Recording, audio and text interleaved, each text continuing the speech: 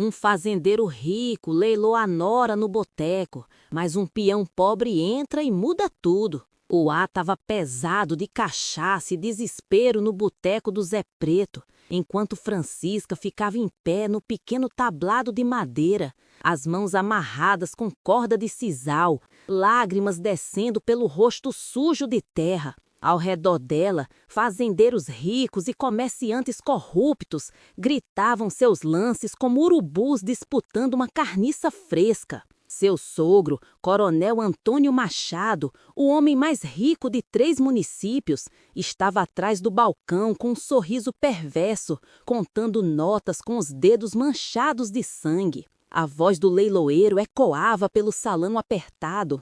Aceito 500! 500 por essa mulher de primeira! Os olhos da Francisca correram para a porta, rezando por um milagre que parecia tão distante quanto a salvação. Mas quando a injustiça chega a esse ponto, você ficaria calado ou arriscaria sua vida para falar pelos que não têm voz? A porta pesada de madeira rangeu e todas as cabeças se viraram para a silhueta emoldurada contra o sol poente. Um peão pobre entrou, suas mãos calejadas, tremendo não de medo, mas de fúria justa. E naquele momento de silêncio sufocante, a coragem de um homem iria despedaçar o leilão mais corrupto que o sertão já tinha presenciado. 3 dias antes, o interior de Minas Gerais estava pintado com os tons dourados do outono, e João da Silva estava colhendo os últimos pés de milho da sua roça modesta. Seu sítio pequeno ficava num vale esquecido pela prosperidade, onde a terra era dura e os invernos impiedosos. João trabalhava sozinho, suas mãos calejadas se movendo no ritmo de um homem que tinha aprendido que a sobrevivência vinha do suor, não da sorte. Aos 42 anos, nunca tinha se casado, nunca possuiu mais que seus 30 alqueires e nunca sonhou além de manter seus bichos alimentados durante o inverno que vinha chegando. A solidão não o incomodava mais. Tinha se tornado familiar como a geada da manhã nas janelas do seu rancho. Vivia simples, falava pouco e ajudava os vizinhos quando o paiol pegava fogo ou o gado se perdia. A maioria do pessoal de Vila Rica respeitava João pela sua decência calada, embora tivessem pena da sua pobreza. Toda noite, ele sentava na varanda com uma caneca de café amargo, vendo o sol sumir atrás da serra, se perguntando se era isso tudo que a vida tinha planejado para ele. Não fazia ideia de que em 72 horas toda a sua existência seria virada de cabeça para baixo por um único ato de coragem. Se histórias como essa tocam seu coração, considere se inscrever para não perder o próximo conto de Justiça Sertaneja. Nessa mesma tarde de outono, 15 léguas de distância na Fazenda Grande dos Machados, Francisca estava esfregando o sangue do chão de mármore da sala de jantar. Seu marido, Roberto Machado, estava morto há 6 meses. Morto num acidente de mineração que todo mundo sussurrava que não tinha sido acidente mesmo. O coronel nunca tinha gostado da escolha de nora do filho. Francisca vinha de uma família pobre de imigrantes italianos, trabalhava como costureira e possuía um espírito de fogo que se recusava a se curvar diante da riqueza e influência dele. Depois da morte do Roberto, Antônio esperava que ela sumisse quietinha, talvez voltasse para a família no sul. Em vez disso, Francisca ficou, reclamando seu direito legal a uma parte da herança. A raiva do Antônio cresceu como veneno nas veias. Começou a tratá-la como empregada, forçando-a a cozinhar, limpar e servir suas visitas sem pagamento. Quando ela protestava, ele lembrava que controlava o delegado, o juiz e todo o comerciante da região. Francisca aguentava a humilhação porque não tinha para onde ir e nem dinheiro para a passagem de volta. Mas o coronel Antônio estava planejando algo muito mais sinistro que simples crueldade. Tinha descoberto uma lei estadual antiga, quase esquecida, que permitia a um homem vender o trabalho de uma viúva se ela não conseguisse pagar as dívidas do marido morto. Francisca não fazia ideia de que seu sogro estava inventando essas dívidas há meses, se preparando para leiloá-la como gado para quem desse mais. Na manhã seguinte, João estava dando milho para as galinhas quando ouviu o som de cavalos se aproximando. 3 homens entraram no seu terreiro. O próprio Coronel Antônio, ladeado pelo capataz Zé Grande e pelo delegado Moreira. Antônio sentava alto na sua cela prateada, o paletó preto impecável, apesar da poeira da estrada. João tinha visto o homem de longe nas festas da cidade, mas nunca tinham conversado. Os olhos azuis frios do Antônio examinaram o sítio modesto com desgosto mal disfarçado. João, disse Antônio, sua voz carregando a autoridade de um homem acostumado à obediência imediata. Soube que você está devendo no imposto territorial.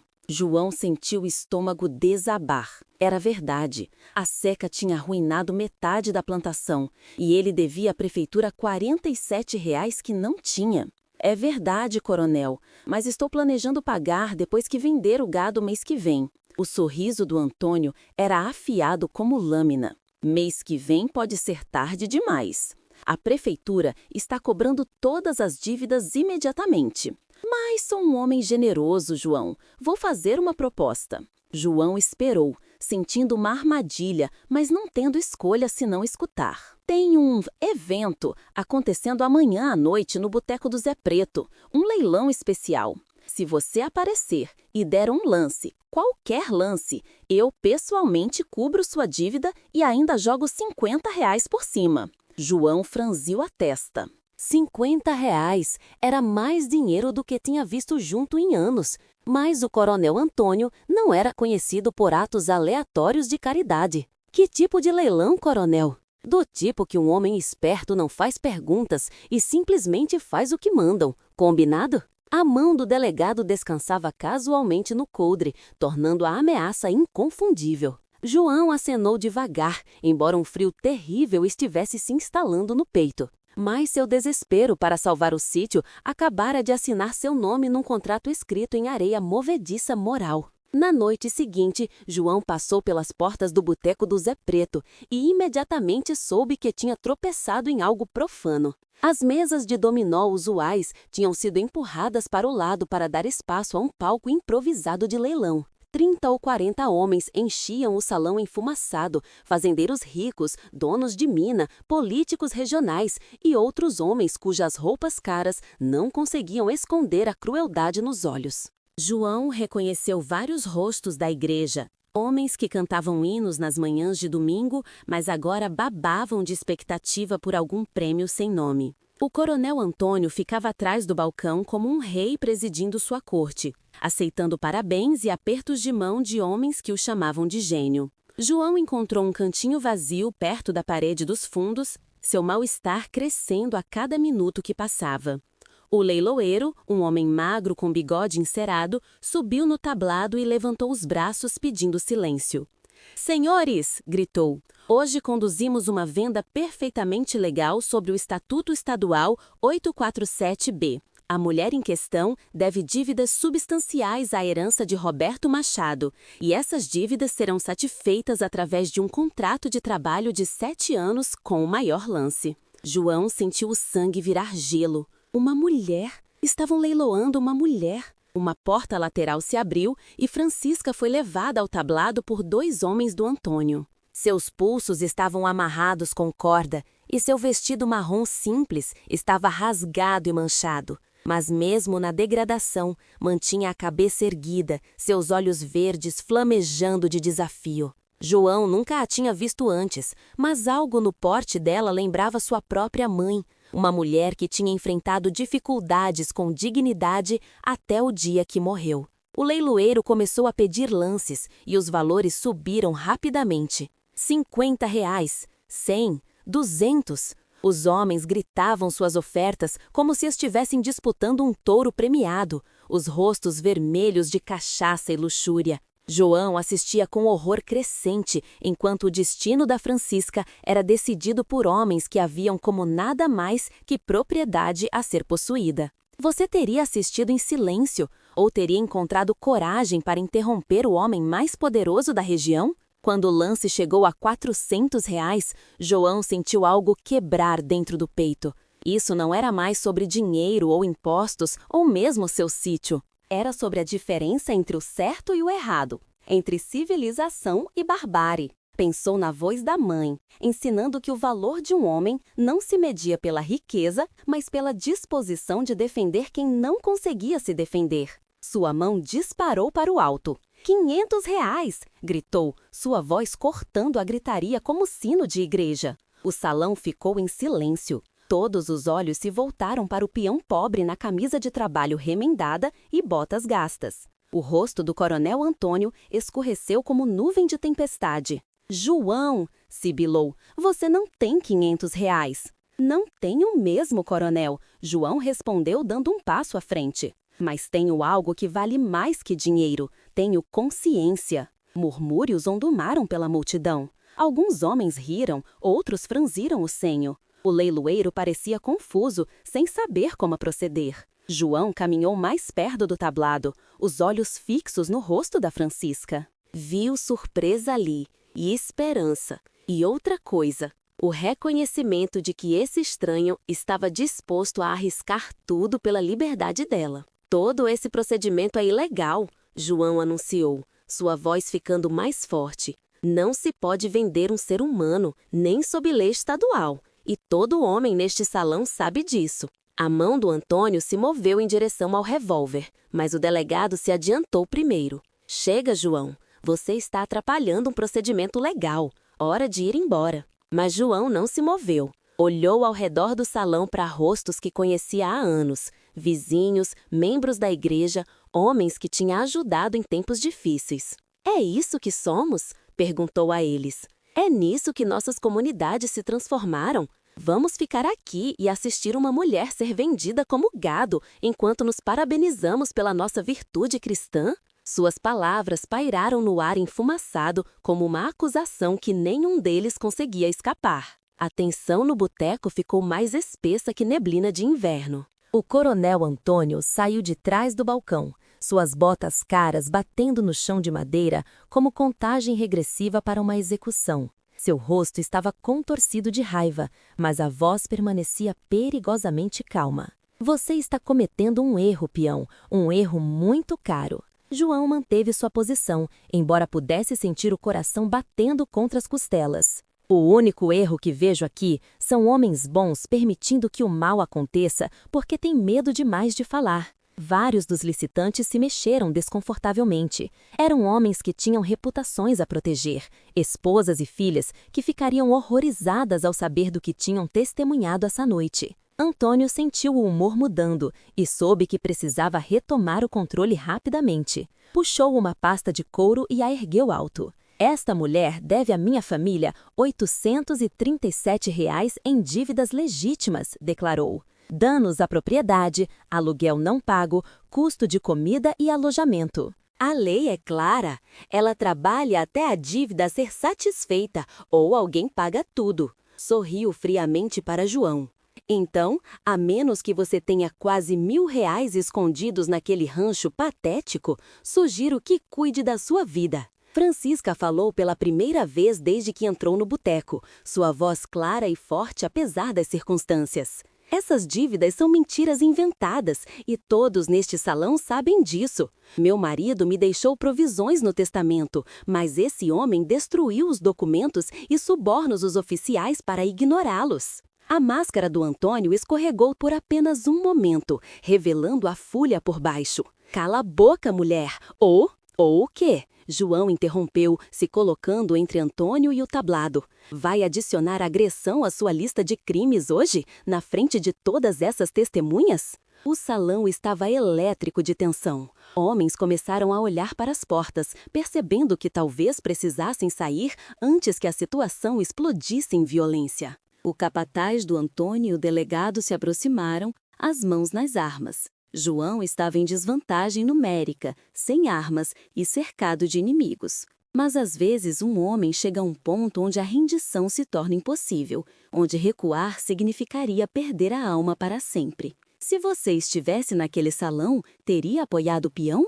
ou ficado calado para proteger sua própria segurança? Exatamente quando a mão do Antônio alcançou o revólver, as portas do boteco explodiram com um estrondo ensurdecedor. Uma figura entrou pela entrada e todo o homem no salão congelou de reconhecimento e medo. Tenente-Coronel José Carlos Santos, comandante militar regional, estava na porta usando seu uniforme completo, o sabre brilhando na luz dos lampiões. Atrás dele marcharam 6 soldados armados, os fuzis prontos para a ação. O rosto do Antônio ficou branco. Santos era um dos poucos homens na região que não podia ser comprado, ameaçado ou intimidado. Os olhos cinza-aço do coronel examinaram a cena com a precisão fria de um homem que tinha comandado tropas nas batalhas mais sangrentas da Guerra do Paraguai.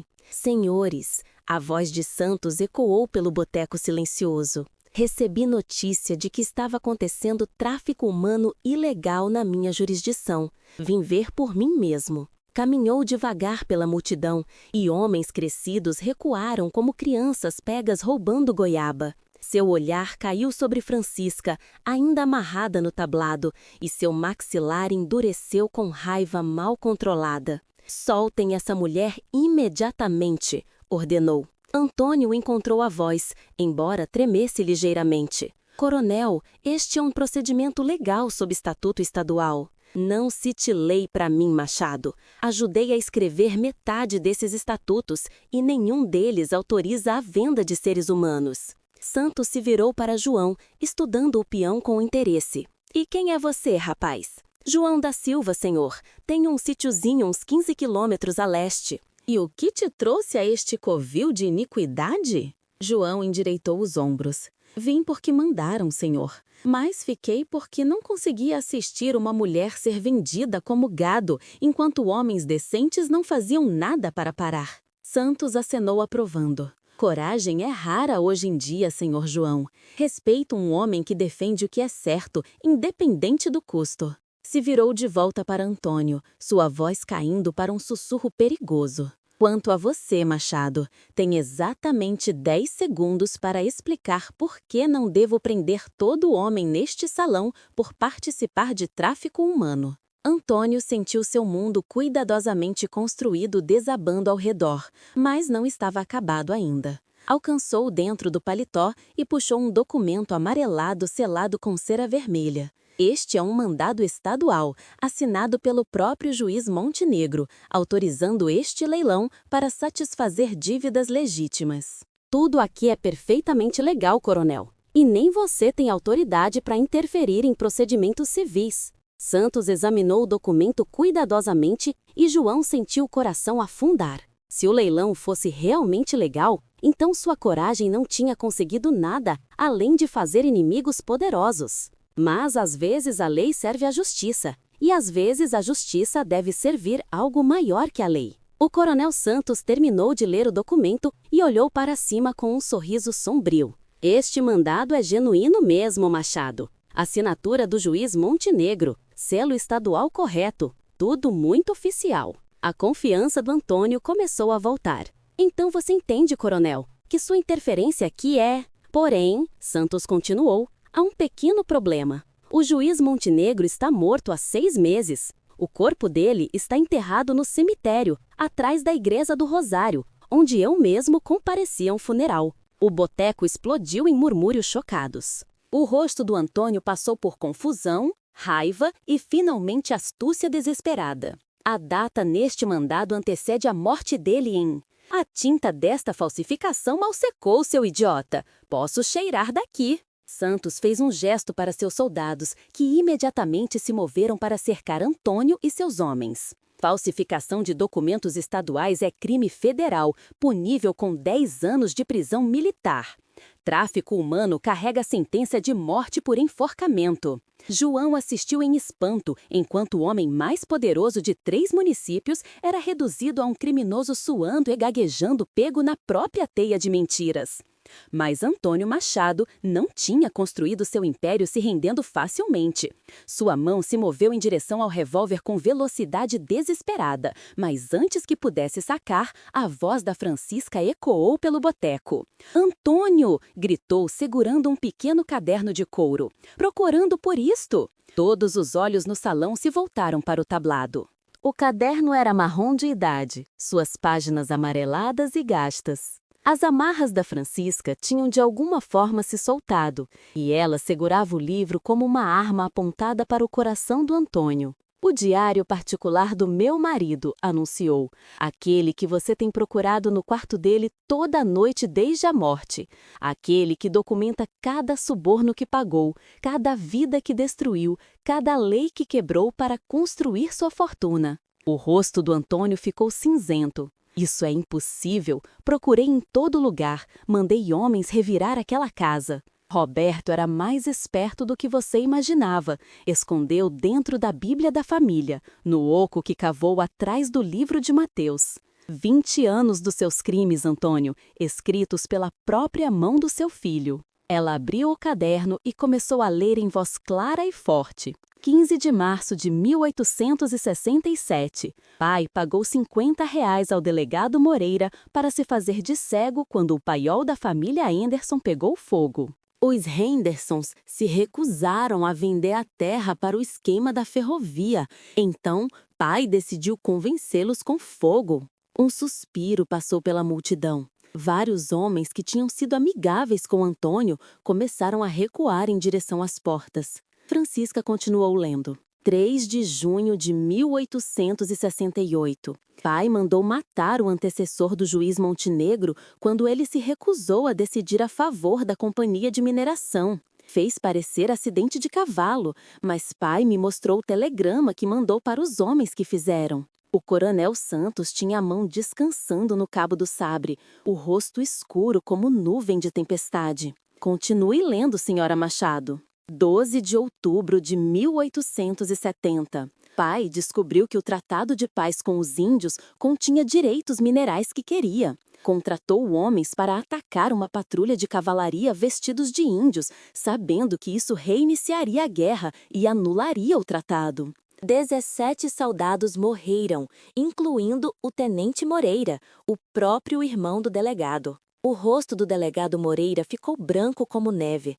A morte do irmão o assombrava há 3 anos, e agora descobria que foi orquestrada pelo homem que servia. Sua mão se moveu instintivamente para o revólver, mas o olhar afiado de Santos o parou. A voz da Francisca ficou mais forte a cada revelação. E, finalmente, 8 de janeiro de 1874. Os planos do pai para se livrar de mim, uma vez que me tornei inconveniente. Cito: "A mulher sabe demais e faz perguntas demais. O leilão servirá a 2 propósitos: removê-la como ameaça e demonstrar ao território que o nome Machado não deve ser contrariado. Se ela morrer servindo qualquer homem que a compre, tanto melhor." O silêncio que se seguiu foi ensurdecedor.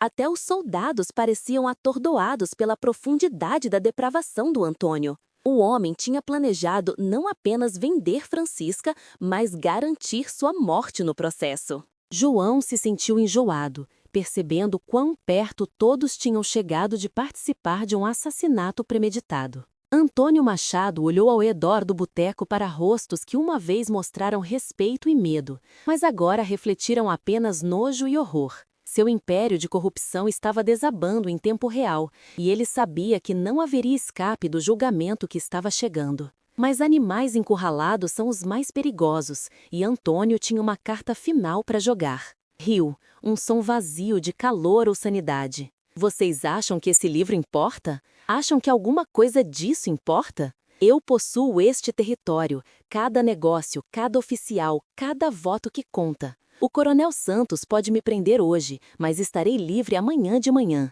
e toda pessoa neste salão vai pagar por me contrariar. Seus olhos encontraram João na multidão. Começando por você, peão. Vou tomar sua terra, queimar sua plantação e garantir que nunca trabalhe de novo neste território. Depois, vou atrás dos seus vizinhos, seus amigos, qualquer um que já te mostrou bondade. Esse é o preço do heroísmo, João. Está preparado para pagar? João encontrou seu olhar sem piscar. Um homem que viveu de joelhos não pode ser ameaçado com a morte, senhor Machado.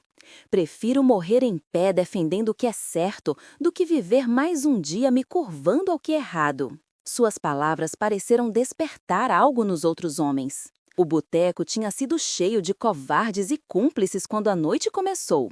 Mas testemunhar verdadeira coragem tem um jeito de despertar consciências adormecidas. Uma por uma, vozes começaram a se erguer da multidão. "Vou ficar com o peão!" gritou Toninho da oficina, o ferreiro. "E eu também!" acrescentou seu Pedro da venda, que tinha o armazém. "Me conta também!" declarou Zé do rancho, cuja propriedade fazia divisa com a do João. Em minutos, metade dos homens no boteco tinha prometido apoio a João e Francisca, formando uma aliança improvisada contra as ameaças do Antônio. Santos sorriu sombriamente enquanto assistia a maré da opinião pública mudar. "Parece que seu reino de terror acabou, Machado. Sargento Silva, coloque este homem sob prisão por falsificação, tráfico humano, conspiração para assassinato e traição contra o governo estadual." Quando os soldados se moveram para contê-lo, Antônio fez uma última jogada desesperada. Sacou o revólver com velocidade relâmpago e apontou diretamente para o coração da Francisca. "Se vou cair, levo ela comigo!" gritou, o dedo apertando o gatilho. O tempo pareceu desacelerar. João viu o revólver, viu o dedo do Antônio se movendo, viu os olhos da Francisca se alargarem de terror. Sem pensar, se lançou para a frente, cruzando a distância entre eles em 3 passadas poderosas. O tiro disparou exatamente quando o ombro do João bateu no peito do Antônio, mandando os dois despencando no chão num emaranhado de membros e fúria. A bala passou longe, despedaçando uma garrafa de cachaça atrás do balcão em vez de encontrar seu alvo pretendido. Os 2 homens rolaram pelo chão de madeira, lutando desesperadamente pelo controle da arma. Antônio podia ser mais velho, mas lutava com a fúria de um homem que não tinha mais nada a perder. João era mais forte pelo trabalho na roça, mas Antônio lutava sujo, arranhando os olhos e tentando morder a garganta. O boteco explodiu em caos enquanto homens gritavam e se empurravam para ver o resultado da luta. O coronel Santos ordenou que seus soldados interviessem, mas os 2 combatentes se moviam rápido e violentamente demais para alguém conseguir um tiro limpo. O revólver disparou de novo, a bala se alojando no teto e chovendo farpas sobre a multidão. João conseguiu prender o pulso da arma do Antônio no chão, mas Antônio usou a mão livre para pegar uma garrafa quebrada e cortar o rosto do João. O vidro abriu um talho pela bochecha, mandando sangue escorrendo pelo maxilar. A dor só fez João mais determinado. Bateu o pulso do Antônio contra o chão até o revólver finalmente se soltar, deslizando pelas tábuas em direção ao balcão. Os 2 homens se arrastaram atrás dele, mas Antônio estava mais perto. Seus dedos se fecharam ao redor do cabo exatamente quando João agarrou seu tornozelo, puxando-o de volta. Antônio se virou e apontou o revólver a queima-roupa para a cabeça do João. "Devia ter cuidado da sua vida, peão", rosnou, sangue correndo do lábio rachado. "Agora morre por nada." Mas Francisca tinha descido do tablado durante a luta e agora estava em pé, diretamente atrás do Antônio, com um atiçador pesado de ferro da lareira erguido sobre a cabeça.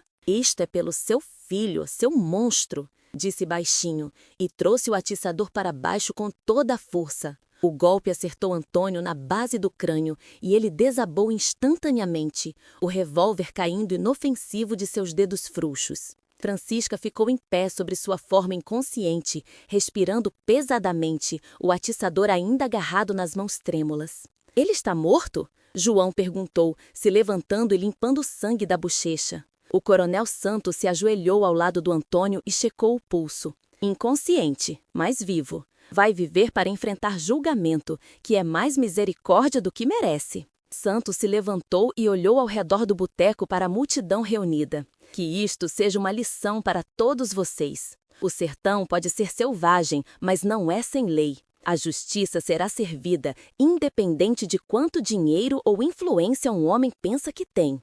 Se virou para João e Francisca. Quanto a vocês dois, mostraram mais coragem hoje à noite do que a maioria das pessoas mostra numa vida inteira. O governo estadual lhes deve uma dívida de gratidão. João balançou a cabeça. Não quero gratidão, coronel. Só quero ter certeza de que a senhora Francisca está segura e livre. Santos acenou aprovando. Está, e estará. Os bens do Antônio Machado serão confiscados aguardando o julgamento. Como viúva legal do filho, a senhora Francisca herdará sua parte justa da herança. Fez uma pausa, estudando João com interesse. E você, senhor João, me impressionou muito hoje à noite. O governo estadual precisa de homens honestos, dispostos a enfrentar a corrupção. Gostaria de oferecer uma posição como delegado federal, se tiver interesse. João pareceu surpreso. Agradeço a oferta, coronel, mas sou só um peão. Não saberia nem por onde começar sendo delegado. Você sabe o mais importante, Santos respondeu. A diferença entre o certo e o errado. Todo o resto pode ser ensinado.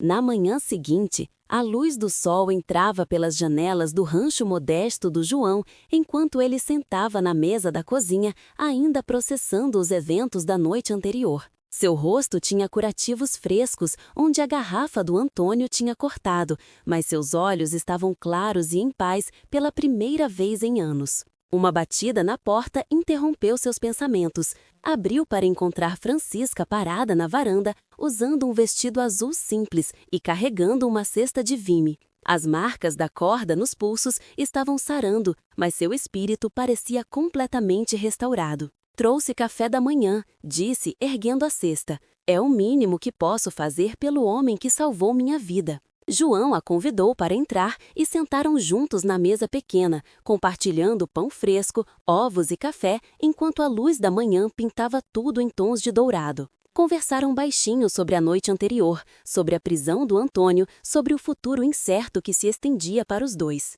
O coronel Santos me ofereceu aquela posição de delegado, João disse eventualmente. Estou pensando em aceitar. Este vale poderia usar alguma aplicação honesta da lei. Francisca acenou. É um trabalho perigoso, mas você já provou que não tem medo do perigo quando se trata de proteger pessoas inocentes. Fez uma pausa, olhando pela janela para o sítio pequeno, mas bem cuidado. O que vai fazer com este lugar? Não tenho certeza ainda. Talvez arrende para alguém que precisa de um novo começo. Tem bastante gente neste território que merece uma chance de vida honesta. Francisca ficou quieta por um longo momento, então falou cuidadosamente. João, preciso te perguntar uma coisa, e quero que responda honestamente. Por que me ajudou ontem à noite? Você não me conhecia, não tinha nada a ganhar, e tudo a perder. Por que arriscou sua vida por uma estranha? João considerou a pergunta, olhando para a xícara de café como se a resposta pudesse estar escrita no líquido escuro. Minha mãe costumava dizer que somos todos conectados, como elos numa corrente. Quando uma pessoa sofre injustiça, enfraquece a corrente toda. Quando uma pessoa se levanta pelo que é certo, torna todo mundo mais forte. Olhou para Francisca, os olhos sérios. Não conseguia viver comigo mesmo se tivesse saído daquele boteco sabendo o que ia acontecer com você. Algumas coisas são mais importantes que segurança, ou dinheiro, ou mesmo a vida.